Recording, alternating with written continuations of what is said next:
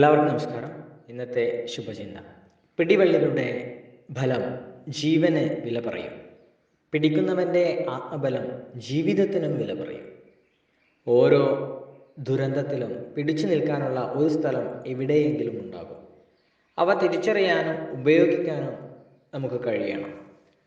അനുഭവിച്ച അത്യാഹിതങ്ങളുടെ ആഘാതമല്ല, കണ്ടെത്തിയ അഭയകേന്ദ്രങ്ങളുടെ സാധ്യതയാകണം ഒരാളെ മുന്നോട്ട് നയിക്കേണ്ടത്.